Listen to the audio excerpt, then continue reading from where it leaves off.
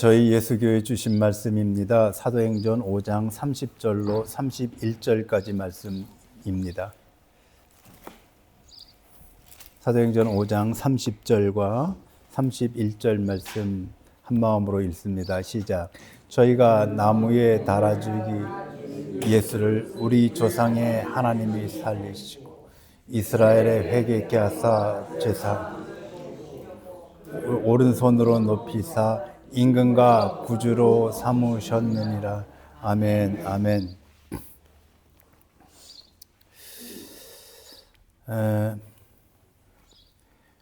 오늘 사도행전 이 본문 말씀을 나누기 전에 먼저 교회 안내 잠시 좀 드려야 될 것 같습니다. 저희 예수교회가 이 사도행전을 지난해 9월 말서부터 시작을 해서 5장 말씀 다음 주까지가 이제 5장 말씀이 끝나는데 10개월 동안 5장 말씀까지를 살펴보았습니다.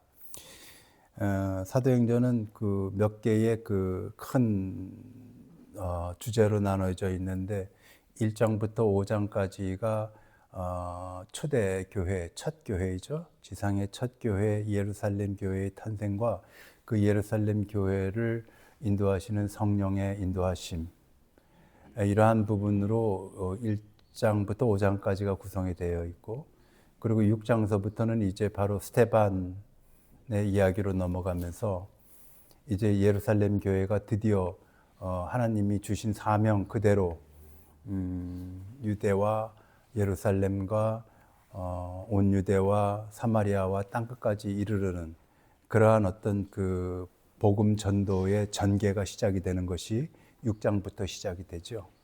그래서 저희 교회는 이 5장까지 말씀을 나누고, 그리고 잠시 숨을 고르고 6장으로 가기 전에 다른 주제를 가지고 여러분과 함께 만나고 싶어서 오늘 잠시 안내를 드립니다.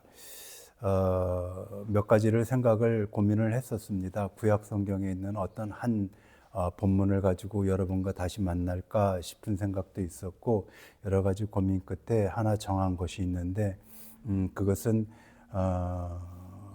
우리가 지금까지 신앙생활하면서 가지고 있었던, 누구에게 물어보기도 또 그렇고 남몰래 가지고 있었던 어떤 그 궁금한 것들, 의문점들, 인생의 의문점들, 이런 것들에 대한 그 의문과 질문에 관한 것을 성경 속에서 함께 찾아가 보는 그런 시간을 가져보려고 합니다.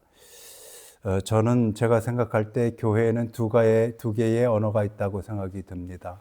하나는 강단에서 선포되는 설교의 언어죠. 그런데 참 우리가 이해 못할 것은 집으로 돌아가면서 여전히 내 마음속에는 내 삶과 인생에 대한 어떤 그런 의문점들이 계속 남아있다는 거죠. 단어들이. 하나님은 사랑이시라고 하는데 강단에서는, 집으로 돌아가면서 내 마음속에는 그런데 왜 나한테는 이런 어려움이 닥쳤을까? 우리 가족에게 왜 이런 문제가 생기는 걸까? 이런 어떤 그 의문의 단어들을 우리가 가지고 살아가는 것이 사실이죠. 그러한 것들에 대해서 성경에게 묻고 성경으로부터 답을 얻어가는 그런 시간을 가져보려고 합니다.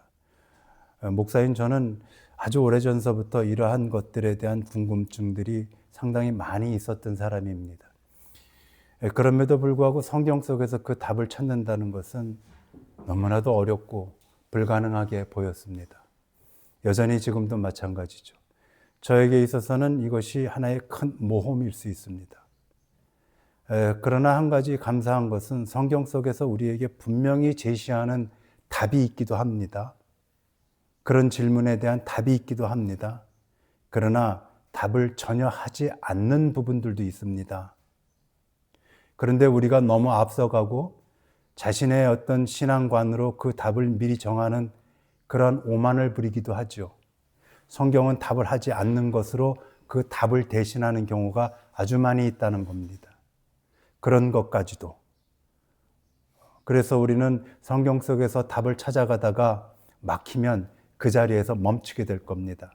정답과 해답을 찾기 위해서 우리가 그러한 시간을 갖는 것이 아니라 나부터도 여러분들 중에서도 인생의 의문과 고민 앞에 홀로 내버려 두지 않겠다 하는 것이 저의 생각입니다. 인생의 고민과 질문을 가득 안고 살아가는 것처럼 힘들고 괴로운 것이 없죠. 공동체라면 그 고민과 괴로움을 가지고 있는 의구심과 의문을 가지고 있는 그 우리의 형제 자매를 홀로 고민하게 냅두지 않고 공동체가 함께 고민하는 겁니다. 성경 속에서 함께 찾아가 보고 성경 속에서 길을 찾아가는 것이죠. 그런 의미에서 상당히 많이 망설여졌습니다만은 그것 자체를 어려운 길이라 어려운 주제라고 해서 외면하는 것이 목사로서 합당치 않다는 생각을 최근에 하기 시작했습니다. 그래서 많은 고민이 있겠지만은 우리 마음 가운데 드는 여러 가지의 의문과 궁금한 것들에 대한 답을 하나씩 성경 속에서 찾아가 보는 그런 시간을 가져보려고 합니다. 그래서 저는 여러분들에게 한 가지 제안 드리고 싶은 것 중에 하나가 저의 카톡, 저의 개인에게 여러분들의 삶 속에서 일어나는 궁금증 같은 것, 의문 이런 것들 왜 그런 겁니까? 라고 하는 것들을 짧게라도 저에게 보내주시면은 제가 그 의지를 알고 그것에 대한 준비도 해보려고 합니다. 꼭 하라는 말씀은 아니고 그렇게 해주시면 감사하겠다 하는 뜻입니다.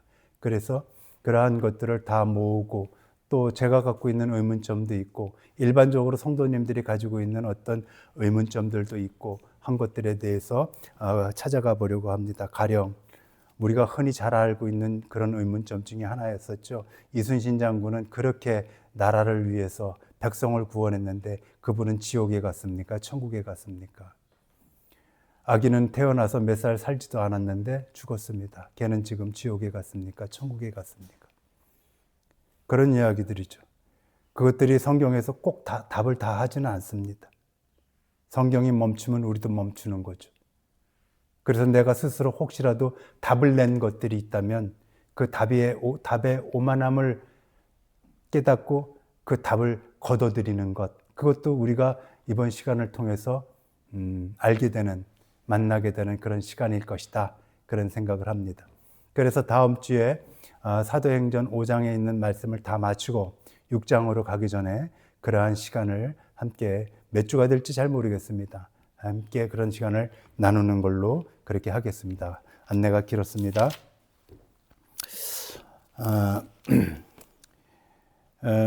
오늘 우리가 살펴본 사도행전 5장 30절과 31절에 있는 말씀, 이 말씀은 제가 운영 중이라는 제목으로 말씀을 나누겠습니다. 유대 종교인들이 사도들에게 더 이상 예수에 대해서 가르치지 말라고 협박을 하지 않습니까? 우리가 지난 시간에 살펴보았었던 그런 내용이죠. 왜 그들은 그 예수에 대해서 백성들에게 더 이상 가르치지 말라고 그렇게 겁박을 주고 있는 것인가? 그것은 예수 믿는 사람들이 예루살렘에 갑자기 아주 놀랍도록 많이 늘어났기 때문에 그런 것 아닙니다. 또는 사도들이 그 놀라운 기적을 일으켜서도 아니었습니다. 가령 오순절날 사도행전 2장에 나오는 말씀인데 성령 충만한 사도들이 그날 몰려든 군중들에게 아주 길고 자세한 복음을 가르쳤습니다. 베드로의 첫 번째 설교였었죠. 그날 성경은 3,000명이 예수에게로 돌아왔다고 증언하고 있습니다. 3,000명입니다, 여러분. 3,000명이 자기들의 조상 때부터 믿어왔던 유대교로부터 신생 종교 예수교로 그들이 개종을 한 사건이죠. 그리고 나서 사도행전 4장에 보게 되면은 베드로와 요한이 성전에서 안진뱅의 거지를 일으키던 그날 베드로는 오후 3시서부터 저녁 해질 때까지 길고 긴 예수 그리스도에 대한 복음을 가르치기 시작합니다. 그날은 5,000명이 예수에게로 돌아왔습니다. 그 이후에도 귀신 들린 사람들, 병든 사람들, 각종 문제가 있는 사람들이 사도들에게 와서 병고침을 얻고 예수에게로 돌아왔습니다. 그런데 우리가 이 성경을 보면 한 가지 발견하는 놀라운 문제들은 뭐냐면, 이렇게 짧은 순간에 수천 명씩 예수에게로 돌아오는 소위 말해서 부흥이 일어났는데도 유대 종교인들이 그것에 대해서 눈 하나 깜빡하지 않는다는 사실을 우리는 성경에서 보게 됩니다. 그것 갖고 시비 건 적 없고 그것 갖고 놀란 적 없습니다. 이 본문에는. 사도들의 그 어떤 기적을 보고도 유대 종교인들은 꿈쩍하지 않습니다. 그것 갖고 시비 건 적 없습니다. 그런데 왜 유대 종교인들은 사도들에게 예수에 대해서 더 이상 가르치지 말라고 그렇게 이야기하는 거고 그거에 대해서 목숨을 거느냐 하는 겁니다. 그것은 지난 시간에 잠시 말씀을 드렸던 것처럼 예수에 대한 가르침으로 인하여 예루살렘에 있는 백성들이 변하기 시작했기 때문에 그런 겁니다. 가치관이 변하고 종교관이 변하고 인생관이 변해가는 것. 유대 종교인들은 그것이 두려웠고 그것이 예민해진 겁니다. 사도들은 백성들에게 예수 믿으면 천국 간다, 이렇게 짧게 복음을 전하지 않았습니다. 그런 선포를 한 적이 없습니다. 지금도 말씀을 드렸습니다만은 오후 3시서부터 해질 때까지. 학자들은 베드로와 사도들의 설교가 본문에 한 장 정도로 기록이 되어 있지만 이것은 사도행전을 기록한 누가가 요약하고 성령의 인도하심을 받아서 기록한 내용일 뿐이지 이 내용보다도 훨씬 더 길고 깊고 자세한 풀이가 있었을 것이다라고 공통적으로 말합니다. 저도 동의하죠. 사도들은 백성들에게 예수 그리스도의 오신 것과 그리고 십자가에서 죽으신 것과 그리고 부활하신 것과 다시 오시는 것까지 복음의 전체적인 것을 자세하고 길고 깊게 풀어서 가르쳐 줬습니다. 그렇게 되자 예루살렘의 백성들이 수천 명씩 예수에게로 돌아옵니다. 뭐가 있나 보다, 교회 가면은 좋은 것이 있나 보다, 그런 것이 아니라 인생관이 바뀌고 가치관이 바뀌고 종교관이 바뀌고 세계관이 바뀐 겁니다. 변화된 겁니다. 세상을 보는 눈이 바뀌고 나를 보는 눈이 바뀌었기 때문에 그들이 개종을 하고 예수에게로 돌아오는 겁니다. 그것 말고는 답이 없습니다. 바뀌지 않고는 예수에게로 올 수가 없습니다. 우리는 이 놀라운 현상을 보면서 예루살렘 백성들의 변화를 보면서 저는 이 두 가지 복음을 만난 사람들은 두 가지 증세를 겪는다라고 생각이 듭니다. 제일 첫 번째는 고통입니다. 복음을 만난 사람의 제일 첫 번째는 뭐라고요, 여러분? 고통이 찾아온다는 겁니다. 그 말씀이 어디에 있는가? 사도행전 2장을 보시죠. 사도행전 2장에 보면은 36절과 37절에 이렇게 기록이 되어 있습니다. 2장 36절과 37절 함께 읽습니다. 시작. 그런즉 이스라엘 온 집이 정령할지 너희가 십자가에 못 박은 이 예수를 하나님이 주와 그리스도가 되게 하셨느니라 하니라. 저희가 이 말을 듣고 마음에 찔려 베드로와 아멘.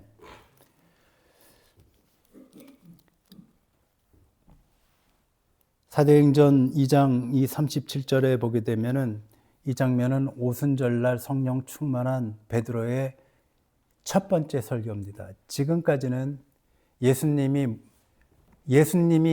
백성들을 가르쳤습니다. 그러나 예수님이 승천하시고 난 뒤에 이제 그 예수님의 가르침을 그대로 사도들이 지금 가르치는데, 그 인간 사도가 예수님의 말씀을 가르치는 첫 번째 장면이 바로 오늘 이 장면입니다.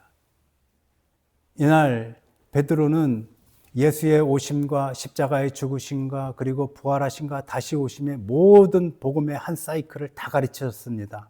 긴 설교를 통해서.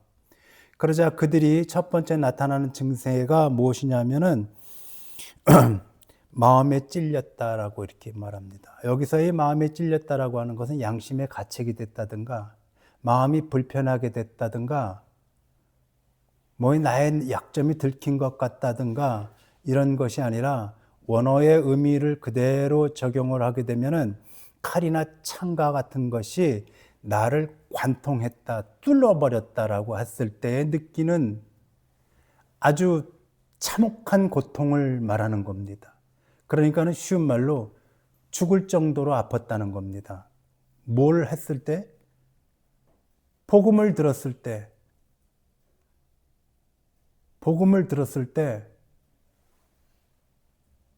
그 복음이 나를 비춤으로 인하여 내가 그래도 남이 뭐래도 나는 그래도 그냥 그럭저럭 괜찮은 사람이다라고 생각하고 살고 있었는데, 복음이 나를 뚫고 들어와 버리니까는 나라는 존재의 가치가 정말로 쓰레기보다도 못한 존재라고 하는 자기 존재에 대한 새로운 발견이 이루어짐으로 인하여 그 고통이 죽을 만큼 아팠다는 겁니다.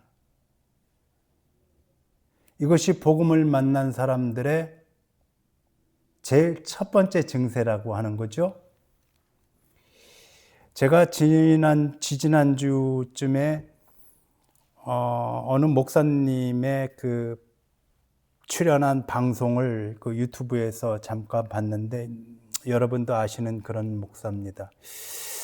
근데 그분이 책을 여러 권을 썼는데 또 책 한 권을 가지고 나와서 책에 대한 말씀도 하시고 간증도 하시고 교회 소개도 하시는 그런 자리였습니다. 근데 그분이 쓴 그 책 중에는 그러한 내용이 있습니다. 뭐냐면 성장하는 교회의 3가지 조건. 참으로 구미가 당기죠. 목사는요, 그런 제목을 보면 그냥 넘어갈 수가 없습니다. 마치 돈 많이 버는 방법, 잘 사는 방법, 행복해지는 법, 이런 식으로 제목이 뜰 때 우리가 그거에 낚여서 보는 것처럼 목사는 그걸 그냥 지나갈 수가 없습니다. 3가지라니 5가지면은 좀 복잡할 텐데 3가지 정도라면 해볼 수 있겠다 싶어서 그걸 가만히 들었습니다. 저 참 그런 쪽에 시간 쓰지는 않습니다. 그런데 들어보니까 제일 첫 번째가 복음적 교회였습니다. 이건 너무 흔하죠. 제목은 복음적 교회.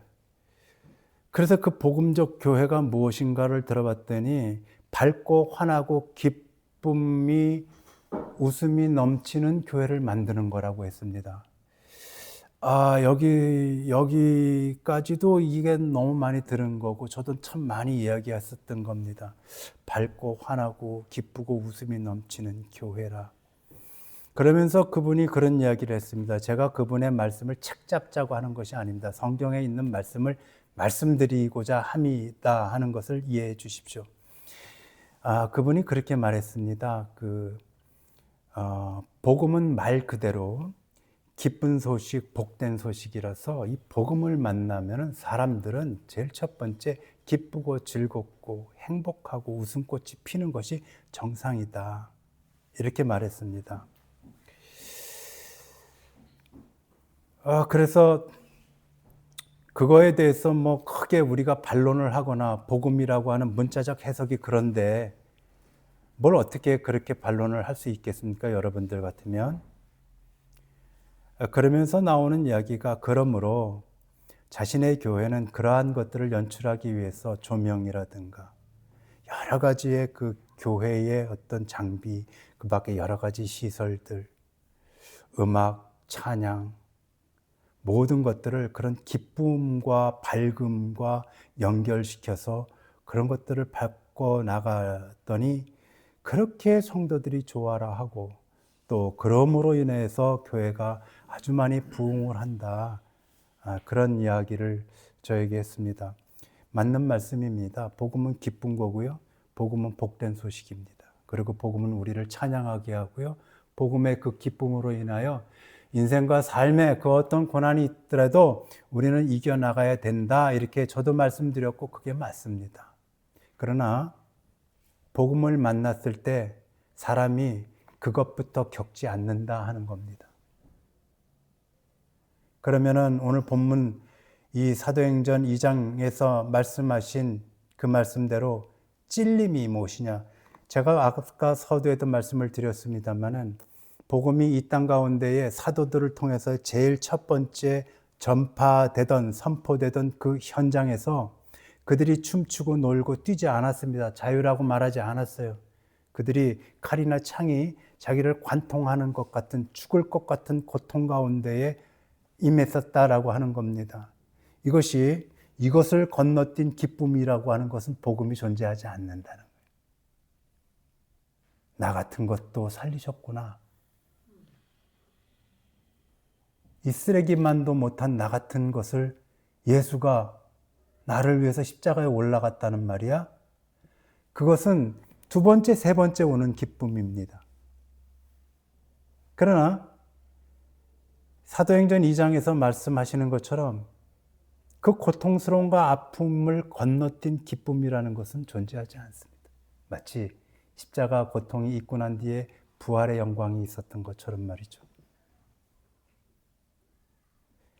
이사야는 말씀을 처음 만나고 난 뒤에 그가 고백합니다. 나는 망하였도다. 내 입술에 화가 있도다. 자기가 화를 당했다는 겁니다. 복음을 만났는데 자기는 망했답니다. 하나님의 말씀이 자신을 꿰뚫고 들어와서 자기가 자기를 보고 나니까 나는 망했다. 나는 망한 존재다라고 이사야가 그렇게 말합니다. 바울이 다메섹 가는 길에서 예수를 만나서 빛이신 예수로 인하여 음성을 듣고 그 자리에서 거꾸러지고 난 뒤에 제일 첫 번째 보인 반응이 뭔지 여러분 아십니까? 반응이요. 신체적 반응 말고 입의 반응. 먼저 보인 반응은 주여 내가 어찌하오리까였습니다. 사도행전 2장에서 오늘 본문에 뭐라고 말씀하죠? 우리가 어찌할꼬. 똑같은 헬라어입니다. 우리가 어떻게 하면 좋겠습니까? 나는 그러면 어떻게 살아야 되겠습니까? 나는 이제부터 어떤 인생을 살아야 되는 겁니까? 하는 것이 바울의 고백이었었다는 거죠. 예루살렘 백성들이 사도들이 전하는 그 복음의 가르침을 듣고 그들이 아파했습니다. 나는 뭐냐? 나는 그럭저럭 괜찮은 사람인 줄 알고 살았었는데 나는 도대체 뭐냐? 복음이 그들을 뚫고 들어가서 자기 정체성, 자신의 인생관, 그 모든 것들이 다 파쇄되어 버리고 다 무너져 버리는 고통 가운데 그들이 임했습니다. 복음이 임하면 두 번째 반응은 사람에게 분별력이 생긴다 하는 겁니다. 복음이 임하면 분별력이 생긴다. 시편 119편에서 이렇게 말합니다. 주의 말씀으로 인하여 내가 명철하여졌으니 내가 죄와 거짓을 미워하나이다. 주의 가르침으로 인하여 내가 명철해졌습니다라고 하는 것은 주의 가르침으로 인하여 내가 똑똑해졌습니다. 이거 아닙니다. 주의 가르침으로 인하여 내가 분별력이 생겼습니다. 내 인생을 둘러싼 내 인생의 모든 문제들을 바라보는 눈이 생겼고요. 해석하는 눈이 생겼고요. 나를 둘러싼 이 세상의 현상들과 일어나는 일들, 그 일에 대한 분별력이 생겼습니다. 내가 복음을 만나고 나니까는 사람을 볼 줄 알았습니다. 거짓의 사람을 볼 수 있었고 죄의 사람을 볼 수 있는 눈이 생겼습니다. 그때는 그저 나는 모든 사람이 다 좋았습니다. 모든 사람들에게 다 잘해주는 것이 가장 훌륭한 인격이고 인간의 도리라고 생각하고 살았었는데 복음을 만나고 나니까 사람을 볼 수 있게 되었습니다. 복음을 만나고 나니까 내 동역자가 누구인지 알 수 있게 되었습니다. 복음을 만나고 나니까는 내 인생에 닥친 문제를 해석하는 힘이 생겼어요. 분별력이 생겼어요. 그래서요, 지금의 이 고통을 다시 재해석할 수 있게 되었습니다. 복음을 만나고 나니까 지금의 내 문제는 하나님이 다음 것을 준비하기 위한 준비의 과정이구나. 복음을 만나고 나니까는 지금의 내 인생의 문제, 내 가정의 문제가 이제 새벽을 맞기 위한 어둠이구나 라고 하는 것으로 바뀌었습니다. 그 이전에는 문제가 생기면 그 자리에서 찌그러졌었는데 이제는 그렇지 않게 되었습니다 라고 하는 거예요.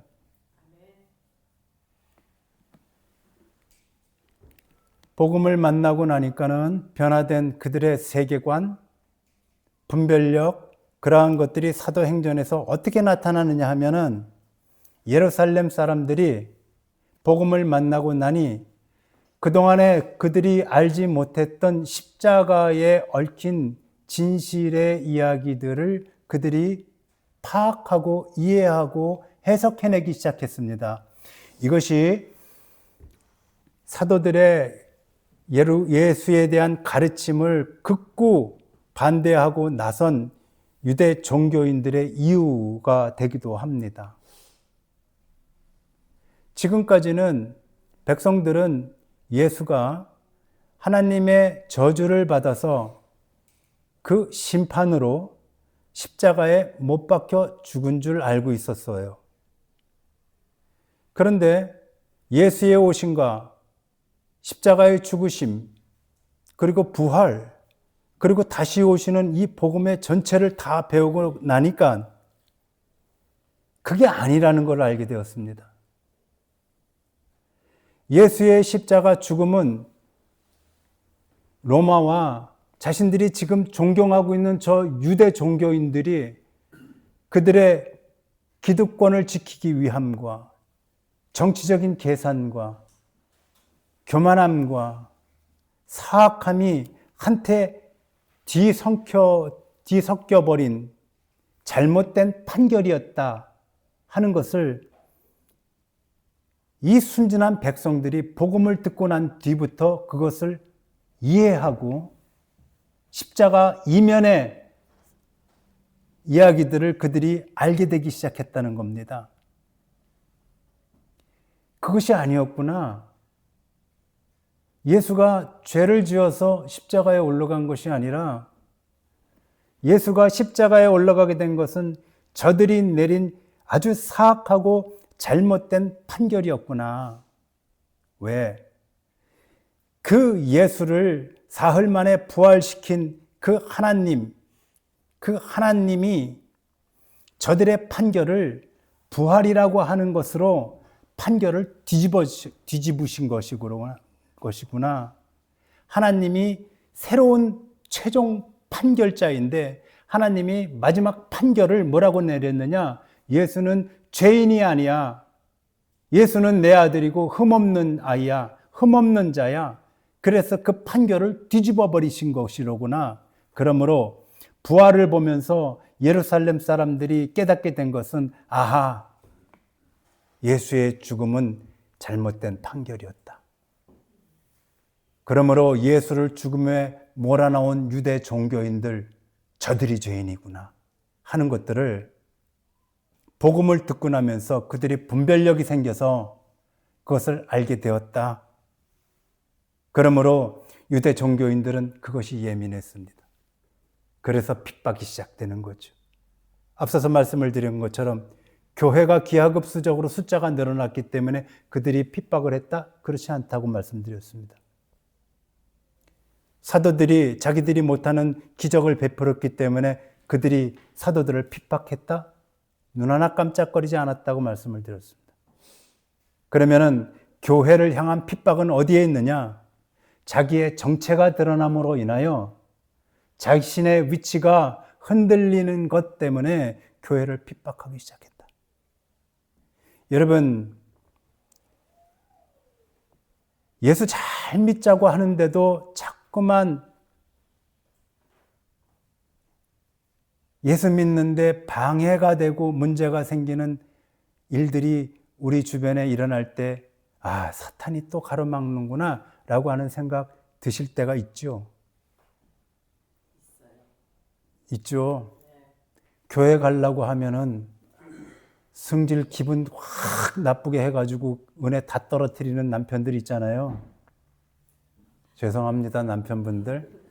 제가 남자니까 남편분들을 그렇게 말씀드릴 수 없다는 거 이해해 주시기 바랍니다. 그럴 때 있죠. 그럴 때는 우리 마음에 근거가 있든 없든, 아, 사탄이 가로막는구나, 그런 생각할 때가 있지 않습니까? 저는 이 사도행전 5장을 보면서 그거 크게 틀리지 않는다라고 생각이 듭니다. 사탄은요, 자기 정체가 드러나는 것을 가장 싫어하는 것 같습니다. 우리가 교회에 오게 되면은 복음을 듣고 복음에 노출됨으로 인하여 사탄의 정체를 배워갑니다. 아, 사탄의 시험이었구나, 어둠의 시험이었구나, 그런 것들을 우리가 배워간다는 거죠. 그런데 사탄은 그래서 우리가 교회에 오는 것을, 복음 앞에 노출되는 것을 극도로 싫어하는 겁니다. 저는 그래서 그런 생각이 이 5장을 통해서 보게 됩니다. 그러자 유대 종교인들이 길을 쓰고 자신들의 변명을 하기 시작하죠. 다시 5장을 보시죠. 5장에 이렇습니다. 5장 28절에서 이렇습니다. 다시 한번 5장 28절 읽습니다. 시작. 가로되 우리가 이 이름으로 사람을 가르치지 말라고 엄히 금하였을 때 너희가 이 교를 예루살렘에 가득하게 하니 이 사람의 피를 우리에게 돌리고자 함이로다. 아멘. 유대 종교인들이 발끈하죠. 뭐라고 발끈하느냐 하면, 예수가 죽은 그 사망의 원인을 너희가 지금 예루살렘에 우리가 그런 것처럼 가득하게 하는구나. 우리가 죽이지 않았는데 너희는 지금 마치 우리가 죽인 것처럼 예루살렘 백성들에게 그렇게 교육을 해나가고 있다는 거예요. 그러자 베드로가 지난 시간에 읽었었던 말씀 우리는 오늘 건너뜁니다. 30절 시작. 너희가 나무에 달아 죽인 예수를 우리 조상의 하나님이 살리시고. 아멘. 이 이야기의 핵심은 그겁니다. 너희가 예수를 죽였다. 그런데 하나님이 살리셨다. 베드로는 하나님, 너희가 예수를 죽였는데 하나님이 살렸다 그렇게 말하지 않습니다. 아주 중요한 단어가 하나 있습니다. 우리의 조상 하나님이 살렸다고 말합니다. 이 말은 그 당시의 유대인들이라면 누구나도 다 잘 아는 이미 굳어진 신앙 고백입니다. 그래서 성경 구약을 보게 되면 하나님이 스스로를 말씀을 하실 때 나는 너의 조상 아브라함과 이삭과 야곱의 하나님이라고 스스로 자신을 소개하는 구절이 아주 여러 군데에 나와 있습니다. 아주 흔한 겁니다, 이것이. 그런데 오늘 신약에 베드로가 자신들의 조상 하나님이라는 것을 그대로 구약에서 가지고 와서 오늘 유대 종교인들 앞에서 털커덕 내려놓으면서 우리의 조상 하나님이 예수를 살렸다 이렇게 얘기합니다. 이 뜻은 아브라함과 이삭과 야곱이라고 하는 이 걸출한 조상들이 어떻게 생겼느냐? 그들은 하나님이 약속하신 것들을 하나님이 그들의 인생 가운데에서 반드시 지켜주셨어. 그들의 인생을 보게 되면은 우리가 발견할 수 있는 것이 있는데, 약속을 지키신 하나님이라고 하는 것이 그들의 인생 가운데 다 드러나. 아브라함에게 아들 주신다고 했는데 그 아들을 주셨어. 야곱에게 12지파를 주시고 야곱을 고향으로 돌아오게 하셨어. 이 수많은 모든 이야기들은 조상들에게 하나님이 약속을 지킨 모든 흔적들을 말하는 거거든요. 그래서 유대인들은 우리 조상의 하나님 그러면은 드는 생각 하나가 딱 떠오르는 것이 있었는데 뭐냐면 약속을 지키시는 하나님, 이거였습니다. 그러니까는 베드로는 지금 그 얘기하는 겁니다. 약속을 지키시는 우리 하나님이시지 않더냐? 그런데 그 약속을 지키시는 하나님이 예수를 부활시켰어. 이렇게 말했습니다. 그 얘기는 예수의 부활은 어쩌다 일어나는 기막힌 기적이 아니라 예수의 부활은 뭐라고 하는 겁니까? 약속이 성취된 거라고 하는 거예요. 아멘이죠, 여러분? 예수의 부활은 기적 아닙니다, 여러분. 그러므로 한 가지 우리가 알아야 될 것이 있습니다. 우리가 이 땅 가운데에서 죽고 그리고 난 후에 예수 오시는 날 우리가 다시 일어나는 우리의 부활은 기적입니까? 아니면은 하나님의 약속의 성취입니까? 약속의 성취라는 겁니다. 그것이. 그래서 부활의 기적이라고 하는 것, 그래서 기적이라고 생각을 하니까 기적. 그러니까 문제가 생기는 것이 뭐냐면 나는 그게 잘 안 믿어져, 교회를 그렇게 다녀도. 왜? 기적이라고 생각하니까 그런 겁니다. 이거 잘못 배운 겁니다. 부활은 기적 아닙니다.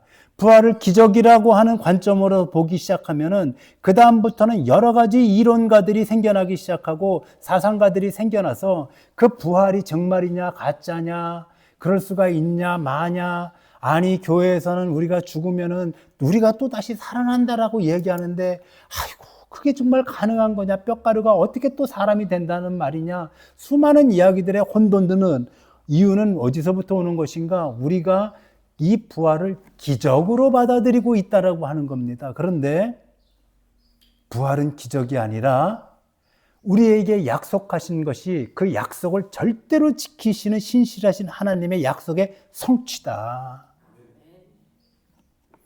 그렇게 이야기한 베드로가 다시 31절에서 이렇게 말합니다. 시작, 31절 시작. 이스라엘로 회개케 하사 죄사함을 얻게 하시려고 그를 오른손으로 높이사 임금과 구주로 삼으셨느니라. 아멘.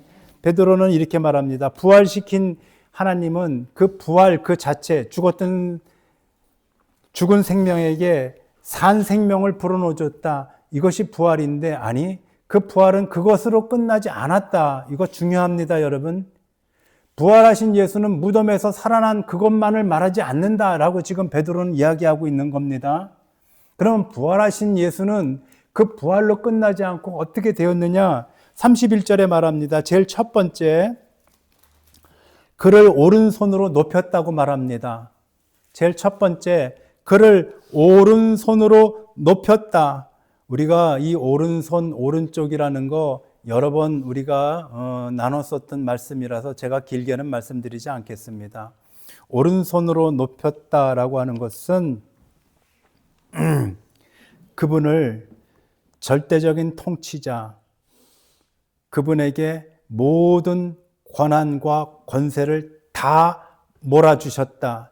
오른손으로 높이셨다는 얘기는 그분을, 예수를 다시 누구의 자리로, 본래 있었던 하나님의 자리로 어떻게 복귀시켰다는, 왕의 자리로 다시 귀환시키셨다는. 아멘이에요, 여러분. 아멘. 그래서 우리가 사도신경을 고백을 하면서 하나님의 우편에 앉아 계시다가, 하나님의 자리에 앉아 계시다가 거기로부터 우리를 심판하러 다시 오신다라고 하는 거예요. 그래서 오늘 하나님이 오른손으로 높이셨다라고 하는 것은 예수를 왕의 자리로 다시 복귀시키셨다. 그분은 지금 왕으로서 그분이 창조하신 모든 우주 만물들과 인생과 인생의 생사, 화, 복을 지금도 다스리고 섭리하고 계시는 중이시다. 아멘. 그리고 두 번째는 뭐라고 말합니까? 그를 임금과 구주로 삼으셨다. 왕과 구원자로 삼으셨다라고 말합니다. 구원자라고 하는 부분은 오늘 다루지 않겠습니다. 왜냐?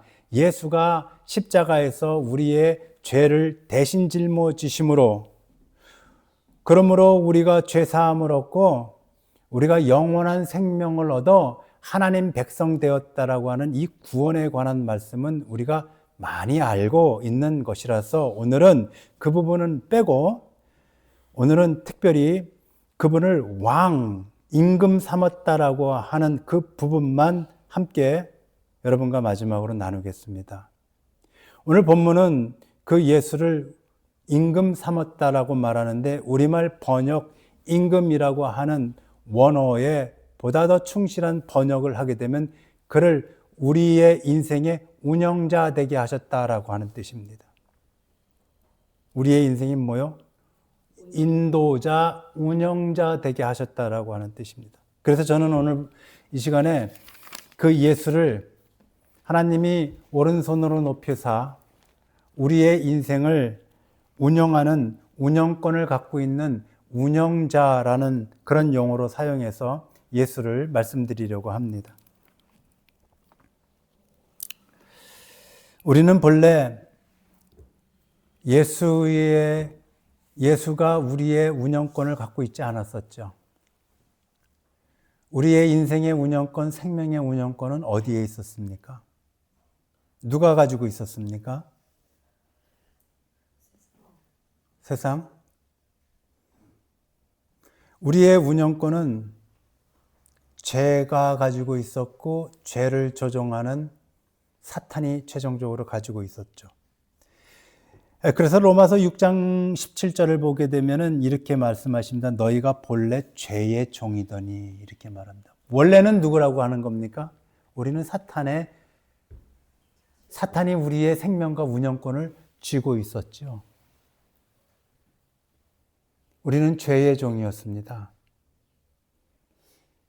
그러나 우리는 예수를 믿음으로 이제는 아버지의 자녀가 되었지 않습니까? 우리는 죄의 종들이었습니다. 우리의 생명과 인생의 모든 것은 죄가 붙들고 있었습니다. 죄가. 배후 조종자는 사탄이었었죠. 그런데 하나님은 우리의 운영권을 예수에게로 옮겨주셨습니다. 그러므로 우리의 인생의 운영권은 지금 누가 갖고 계신 겁니까? 예수님이 갖고 있는 겁니다. 운영권을 누가 갖고 있느냐 하는 것은 매우 중요한 겁니다. 고린도전서 6장에 보면은 이런 말씀이 있어요. 너희는 너희 것이 아니다. 그렇게 말씀하십니다. 예수가 뭐라고 말씀하셨느냐? 너희는 너희 것이 아니라 내가 값을 지불하고 산 내 거다. 이렇게 말씀하십니다. 아멘이죠, 여러분? 나는 내 것이 아니에요. 이건 내 몸뚱이를 말하는 것이 아니라 내 생명과 내 인생의 모든 운영권을 말하는 거예요. 왜냐하면 내가 샀다고 말하니까요. 그 권리를 샀대요. 어디에서 무엇을 주고 샀느냐? 너무 비싼 값을 주셨어요. 말도 안 되는 값을 내시고 우리를 자신의 것으로 운영권을 넘겨받았어요. 그 말도 안 되는 비싼 값이 뭡니까? 십자가에서 흘리신 예수의 보혈이에요. 그것으로 우리를 사왔다는 거예요. 여기서 제가 왜 십자가에서 흘리신 예수의 보혈이 도대체가 말도 안 되는 비싼 값이냐 하는 것을 말씀드리는 이유가 있습니다. 누구도 세상의 그 무엇도 그 비싼 값을 다시 지불하고 그 상응하는 값을 지불하고 다시 우리를 사갈 수 있다 없다? 없다는 거예요. 그래서 예수의 피가 보혈이고 값비싼 대가라고 하는 거예요. 그것이 그냥이 아니라 누구도 사탄 할아버지가 와도 그 누구도 그 피값, 그 보혈의 값, 그 이상을 주고 우리를 사가야 되는데 우리의 운영권, 생명의 운영권을 그들이 다시 가지고 가야 되는데 갖고 가고 싶지만 너무 비싸서 갖고 갈 수가 없게 되어버린 상태. 그것이 오늘 고린도전서 6장에서 뭐라고 말하느냐? 너희는 너희 것이 아니야. 아주 그냥 꽉 집어서 이야기하셨어요. 소유권에 대해서. 그리고 뭐라고 말하느냐? 내가 값을 지불하고 산 것이다.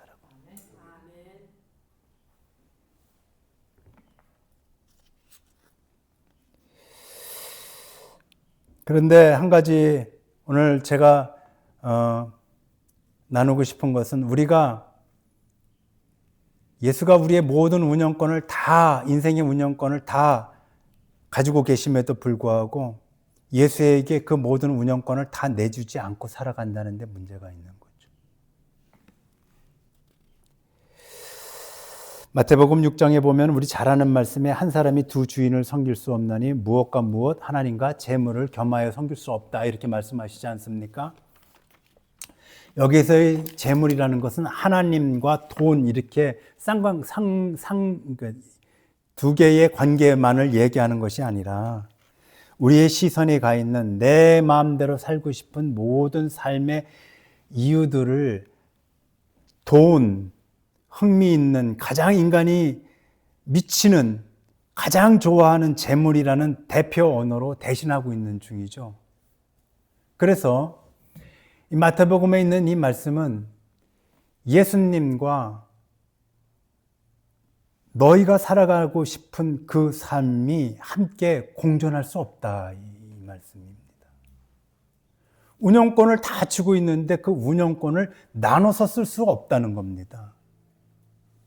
그건 당연한 것 아닙니까? 이 시설 운영권을 만일 우리 예수교회가 갖고 있는데 어떤 다른 사람이 와가지고 10시서부터 12시까지 자기네가 쓸 수 있겠다라고 말하지 못하는 것과 똑같은 겁니다. 그런데 우리들은 우리의 삶 속에서 예수에게 가 있는 모든 운영권을 어떤 것은 내가 직접 운영하고 있다는 거예요. 이것을 흔히들 신앙의 파편화라고 말합니다. 예수를 파편처럼 쪼개가지고 어떤 것은 내가 예수로 믿어요. 십자가도 믿고 구원도 믿어요. 천국도 믿어요. 그런데 실질적으로 예수가 원하는, 예수가 운영하고 싶어 하시는 많은 부분에 있어서는 내 마음대로 살아요. 그리고 복음을 만나서 자유를 누린다라고 말해요. 그리고 교회에서 그런 거 압박 주거나 간섭하거나 목사가 은근히 그렇게 하면 안 된다라고 얘기하는 것 같이 부담 주면 안 된다고들 말해요. 이거는 어디서부터 어떤 근거로 갖고 온 신앙이죠? 복음의 파편화, 예수를 다 갈기갈기 찢어서 운영권을 나눠 갖고 내 삶에 걸맞는 것들은 내 마음대로 살아가는 거. 그 핏값을 주고 그 운영권을 샀음에도 불구하고 그렇게 살아가는 거. 어느 날 부자 청년이 예수님 찾아온 그 이야기 잘 아시죠? 그 사람은 영생에 있어서 관심이 많았습니다. 그 대단히 훌륭한 사람입니다. 그 사람은 성경에 보게 되면은 도덕적으로도 흠이 없고 관원이었었고 그리고 어려서부터 율법을 어긴 적이 없답니다. 그랬던 그 사람이 영생에 대해서 물으러 왔을 때 예수께서 그에게 뭐라고 하던가요? 네가 가진 모든 것들을 다 팔아서 가난한 자에게 주고 나를 따르라 그랬습니다. 여기서는 지금 이 복음의 파편화와 관련해서 이 본문을 해석해 보면 그런 겁니다. 네가 나눠 가져서 네가 사용하고 있었던 모든 운영권을 다 나에게 돌려줘. 그러면은 영생을 얻어. 그런데 그 친구는 그날부터 지금까지 보이지 않죠?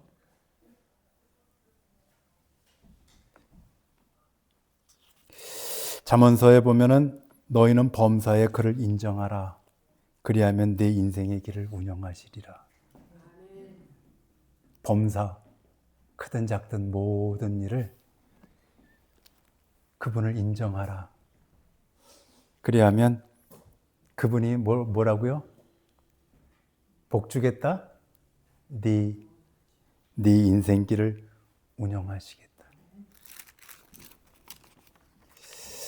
예, 저는 우리 예수 교회 성도님들이 우리 인생의 매 순간의 운영권들을 나는 예수님에게 돌려드리고 사는 것인가 라고 하는 그런 깊은 성찰의 성도님들이 되시기를 간절히 축복해 드립니다. 오늘의 말씀